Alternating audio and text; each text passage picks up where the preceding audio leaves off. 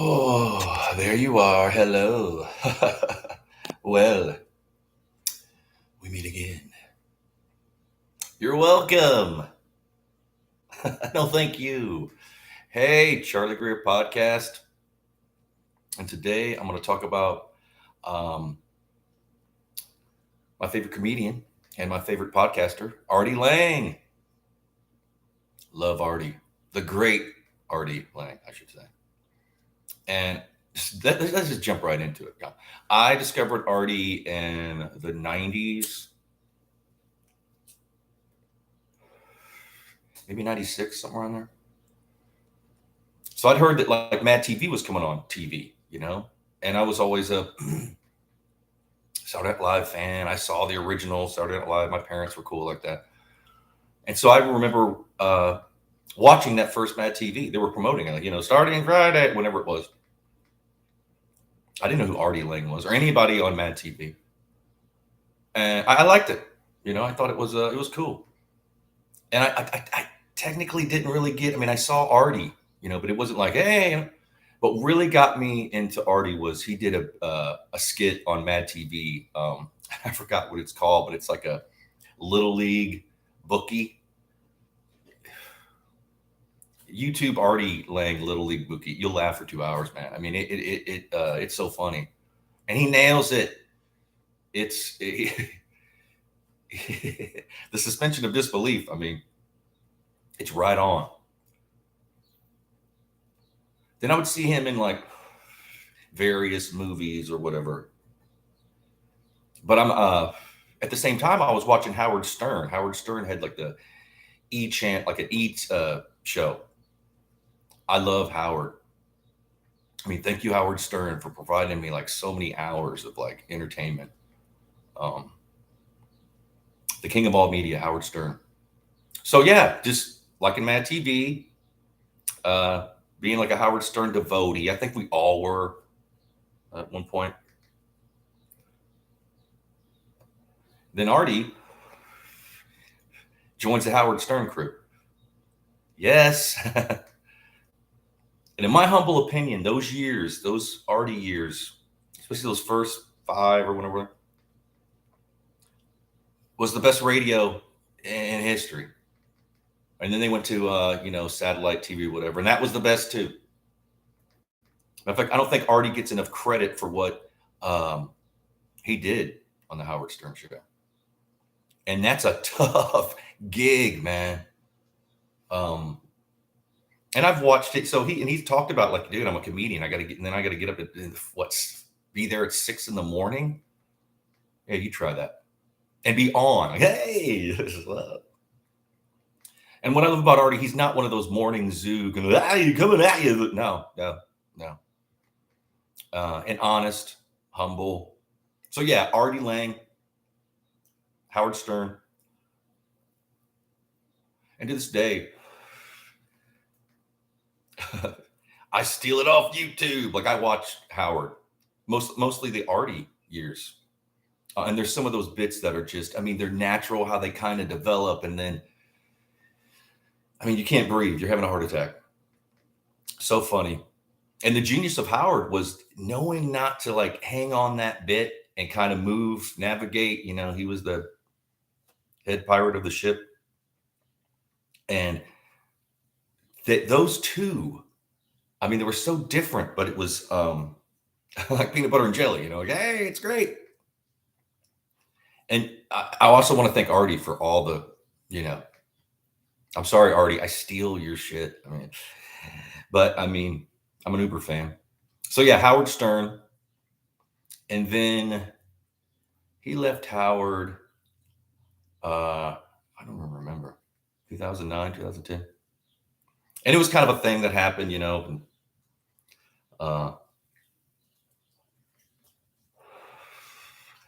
shit happens. And so moving on from that, I think it was was it the Artie and Anthony, maybe? Maybe it was. And I love Anthony Cumia too. So yeah, he does a show with Anthony Cumia, Artie and Anthony, which is amazing. Some of those shows, I mean, Um, I love Anthony. He's funny. And technically, I don't think he's a comedian, but hey, man. And thank you, Anthony, for, I still, to this day, I watch not only Anthony, but under that umbrella, he owns what's called like Compound Media. And there's a lot of cool people doing podcasts. And I'm kind of getting, my timeline here. But anyway, he did the Artie Quitter podcast, which I think is like the best podcast ever. Granted, people have different tastes. I'm a dumbass, whatever, right? People like, but the Artie Quitter podcast, I listen to this day. Granted, I'm sorry, Artie, I'm stealing off YouTube. But the Artie Quitter podcast opened me up to just a lot more funny. His producer, Dan Filato, I mean, this is amazing. Those two, so funny. And Dan is funny. I mean, he and to take that onslaught, like you're a dartboard, it's coming. Just roll with it, be funny, and and just kind of relish in what he's doing. But through the Artie Quitter podcast, because I like comedians, man. I'm not a comedian, dude. I'm like a lowbrow artist, dude. And but I've always liked comedians. One thing you don't know about being in a band, it's a lot of fun. It's a lot of shit talking, and some of the funniest people I've ever met were like roadies and people working at like clubs, and just laugh. I mean, you can't sing that night because you've been laughing so hard. But through Artie, I got exposed to people like, Gino Pascante. He's a wild man. He's amazing. What I love about Gino is there's no filter. There's nothing sacred. Have him on your podcast. You might get doxxed. You're going to get that first, warning. And he has a podcast, Gino Pascante. And then like Joe Matarese. Joe's amazing. I love his delivery. It's kind of dry, and he's as funny as the day is long. And those, like, if you can find some of those episodes where it's like Gino, Joe, and Artie, I mean, forget about it. And Mike Boschetti. Oh yeah, Artie did like a direct TV, and Mike was his his Ed McMahon. I love Boschetti. I mean, I totally get it. God bless Mike Boschetti. And he's hilarious. And I love his, he's got a sweet nature. And also like Mario Bosco. I mean, thank you, Artie, man. Like Mario, again, character, unique. Don't go changing. And Artie must have been smart enough to be like, this is a gold mine. I mean, these guys are amazing. And sometimes they're all on the show, which I've listened to. What I'll do is like before I go to, I'll go to bed listening to the Artie Quitter podcast. And last night I was listening to. Matter of fact, I was listening to Artie and Mario Bosco kind of just like going at it. And amazing, man, amazing. And to keep all that up, and not pushing it, letting it kind of like organically kind of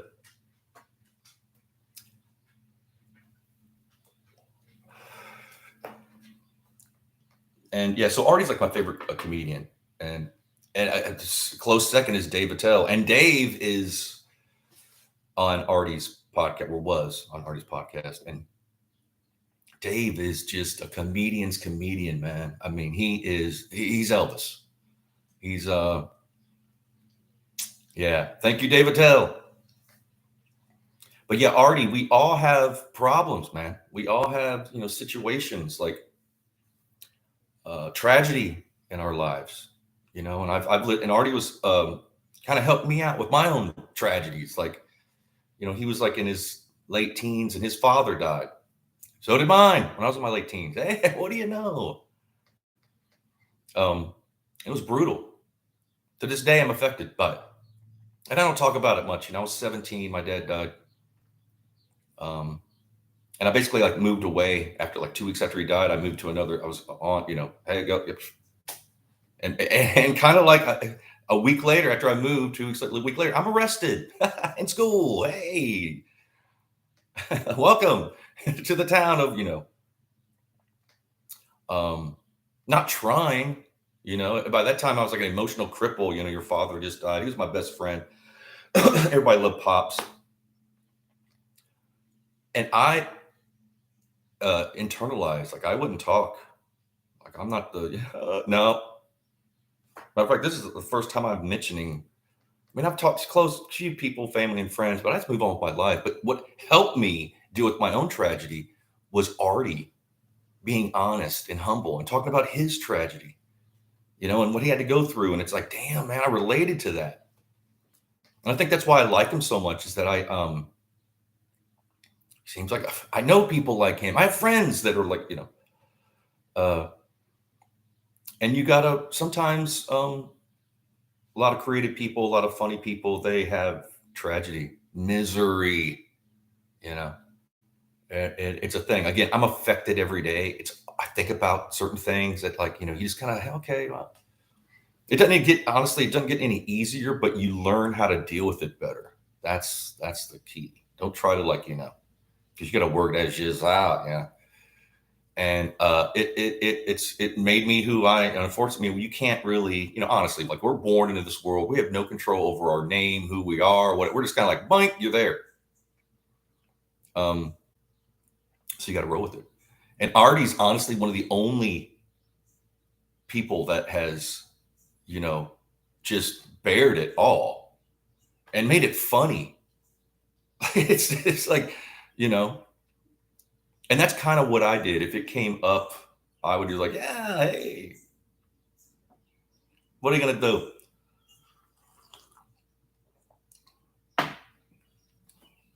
And Artie's had problems. It's Google Artie Lange. And wonder what is Wikipedia. I'm sorry, Artie, but and I don't know any of these people. Like, I'm not trying to coattail right. I'm a fanboy. Okay. And since I'm doing my own podcast, I thought I would like give homage to the master. Again, I think Artie Lange is the best podcaster in history. Artie, he's my Elvis. He's my podcast Elvis, or my comedian. He's it's what I like. What am I gonna do? I mean, I'm a dumbass. I'm sure people will listen to Artie Lange. And then, like, after that, he's come back he's reemerged. He keeps reemerging. I hope he reemerges again. But he's came back, and had his podcast. And here I get to see, like, I follow these people, Gino Buscante and Dave Attell and Joe Matarese. Love those guys, man. I don't see why they don't do a tour together. Just lump all those dudes, they'll probably be killing each other in a couple of days. I don't even know if they like it. Who knows? There might be some, they might be some great actors. Yeah, you never know. But those guys, if I had a successful podcast and I could pay people or whatever, I would get those guys, at least for one, to say, come on in, and not just let them go. Don't even, don't try. Don't even dare try to put your hacky ass in the middle. No, just like kind of ride it out, listen, observe, comment here and there, pepper, but don't, they're going to bait you in, and you deserve it if you try to. It's not a good thing. But yeah, he came back. Was it in 2021? Maybe not too long ago, maybe about a year. And then he stopped. He had, I get it. I've done the same thing. I haven't played live since 2010, man. When I hit 40, and dude, how long do I have to play the clubs? I've been playing the club since I was like 17. Playing live since I was 15. How much more dues do I got to pay? Like, what? This again?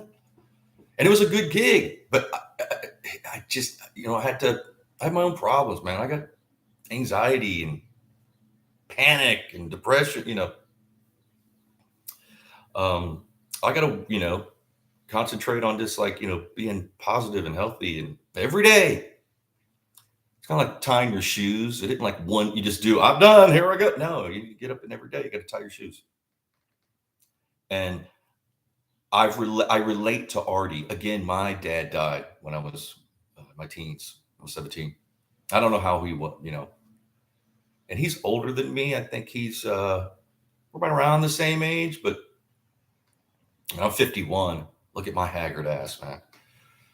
And to make it to 51 is a miracle. Ask somebody. There's no way. I didn't think I was going to make it to 20.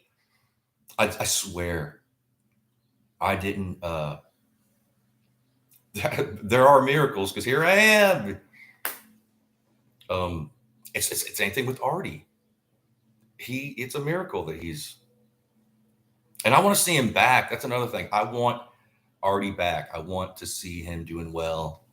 I know that you got to take care of yourself and, do what's right. Work on your own time.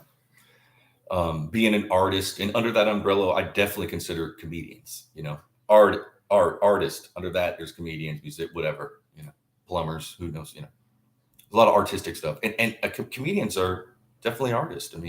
They kind of keep us in tow. They say things that everybody's thinking, and honest, and sadly in this day and age, they're going after comedians, which is like, are you kidding me? Like the lowest hanging fruit you're going after. Don't you get it? It's a joke. People that take stuff literally, like can't understand a joke. It's not good. And I'm not going to say what that is, but you can, a lot of people, they laugh at other people. They only laugh at like, see, he fell and broke his leg. To me, I'm like, whoa, dude, trying to help somebody. And they're laughing their ass off. I'm not like that. I want to be entertained.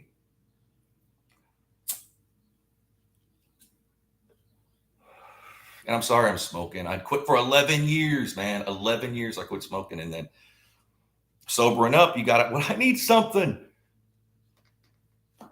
Go back to smoking. Blanks. But yeah, you have to, for one, Artie, I hope you're taking care of yourself. And you're never going to see this. No, nobody's probably going to see it. But yeah, I miss you, man. It's kind of a selfish thing. Like, I need you. I need relatable people. Not everything is perfect, man. In this world, it's like, oh, yeah, see, I'm that. No, you're not, man. You're probably worse than other people. You're just playing this role, this facade.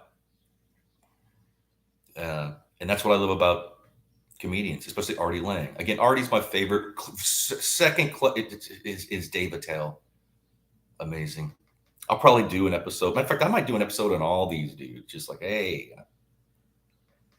And again, I'm starting a podcast, so I need content, but I also I want to, say what I like. Hey, because I watch a lot of one. I got rid of my TV in like 2010. And I haven't had, I actually bought a TV from my neighbor like last week or week before. I haven't even plugged it in. I went and got an antenna because I'm not going to pay for a cable or, I haven't even plugged it in. I watch everything online. I read a lot online, YouTube, whatever it is. And so I'm YouTubing now. I need to tell what I like. Pardon me. And some of the stuff I like isn't really necessarily the most popular. But I love like true crime podcast and, info stuff podcast, conspiracy theory, Bigfoot, Dogman, UFOs. I'm a sucker for all that stuff. And I'm not critiquing it like, well, see, because I know some people are full of shit. But yeah, my favorite podcaster is Artie Lange, the Artie Lange Quitter podcast. And Dan Filato is it's just amazing. Those two, again, that people don't get credit. They should be, huh? uh, in my mind, even those two, when there's podcasts where it's just Dan and Artie, some of the funniest. I mean, I just re-listened to it. They're not working together anymore. Hopefully they will. I mean, come on, bury the hatchet, whatever going. Maybe there isn't a hatchet to bury, but just.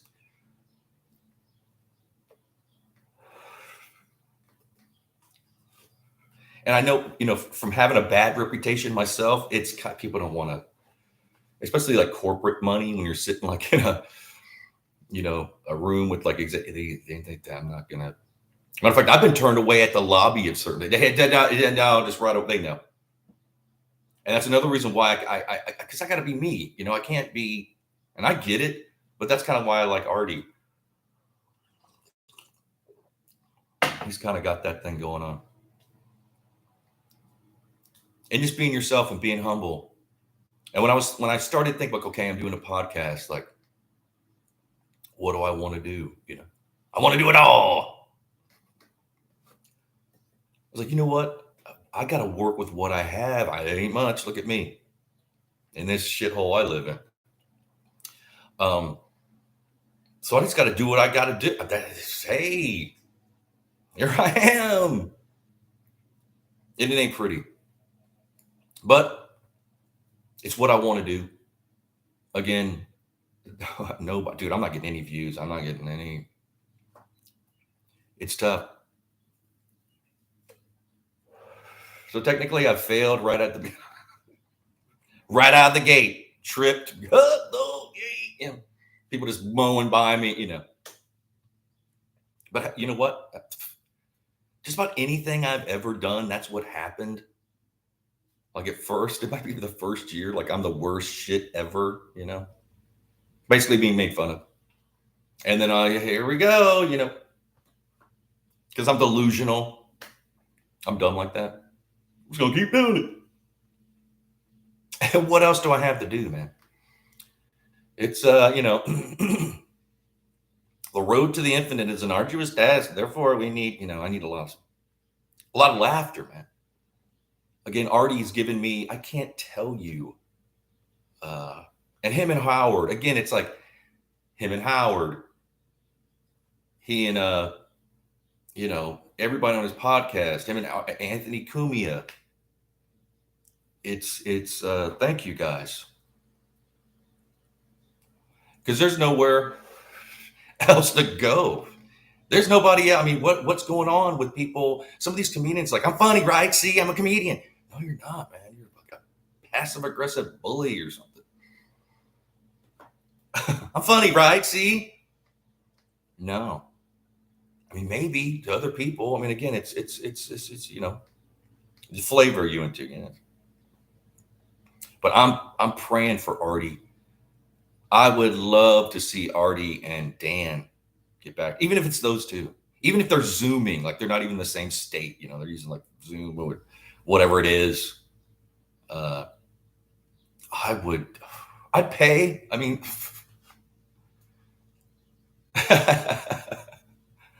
Yeah. But then again, I don't know what actually and I know a lot of, Artie, a lot of his close people have just this year. I mean, Norm Macdonald passed. Poor Norm. I love Norm. And Norm is right there too. He's probably definitely top 5. Maybe again, you can't say who's number because I have a lot of number ones. Norm is right there, and Artie was on the Norm show in the 90s, and he did a movie with Norm, Dirty Work, which I recommend seeing, and also Artie's movie Beer League. I love it. I could see where people were not gonna, but I get it. And some of those there's this little like hints of jokes that are just get me. I mean, again, I relate to this kind of stuff. Seems like I know these people. But yeah, check out Beer League. And I'm hoping that Artie's doing good. I'm hoping that he's planning his next, conquer the world.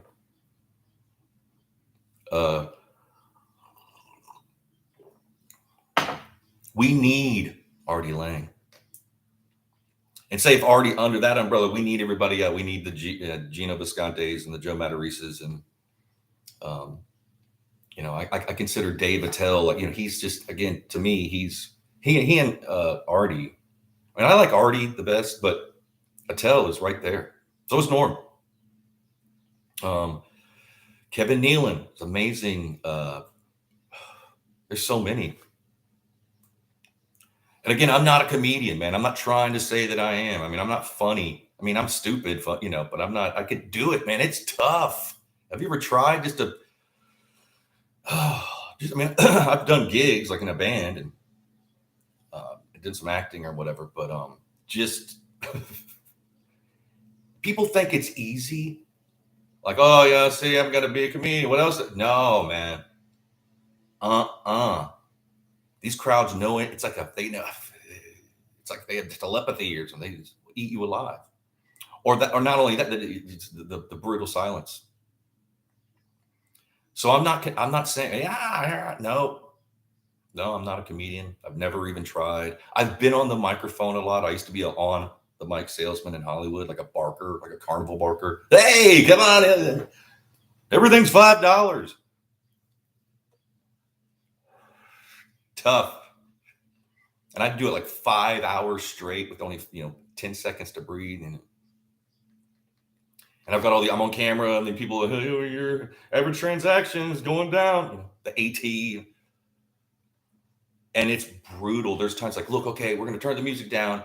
The cashiers were like on this like kind of platform, so like and they split. I'm up there, and there's a crowd of these Hollywood tour, just giving you this look like, you better be charming. What I found out was to make fun of myself.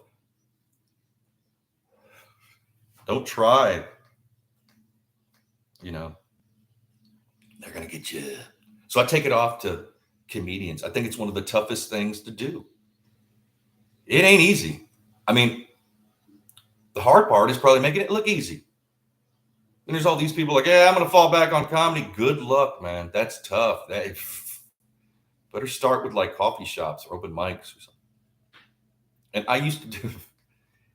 It's strange because when I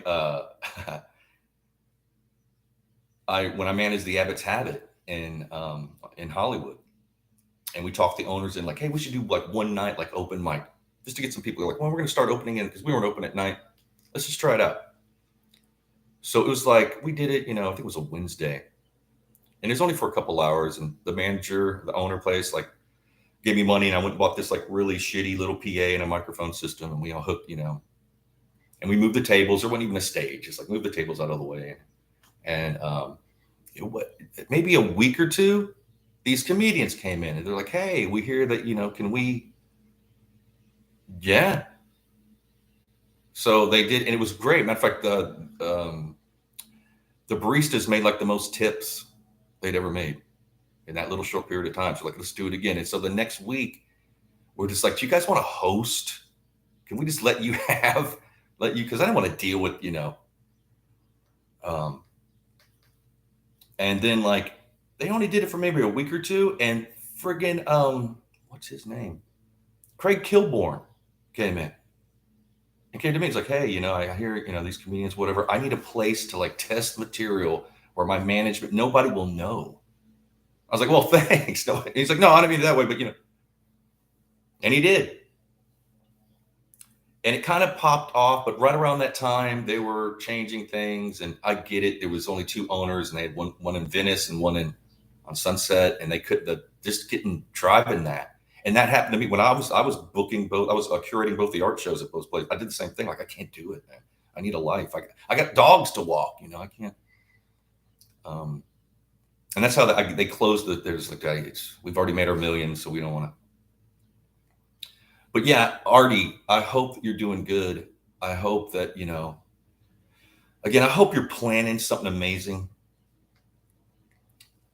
Call Dan Filato. Download Dan. Just go Dan. Call him. How could people not try to get you two back together. Like, okay, there's going to be some bumps in the road, you know? Nobody said it was going to be easy, but I hope so. I really do. I love you, Artie Lange. I hope you're doing good. Thank you for uh, making my life a better place. Thank you for helping me get through my misery and pain as you're sharing your own, you know. And again, if you like this train wreck, like, share, and subscribe. In the description, there's Zelle. You can support the channel. This is what I'm doing now. Yeah, right. Cuckoo. So yeah, Artie, be blessed, brother. I love all y'all, and I will see you tomorrow. Cheers.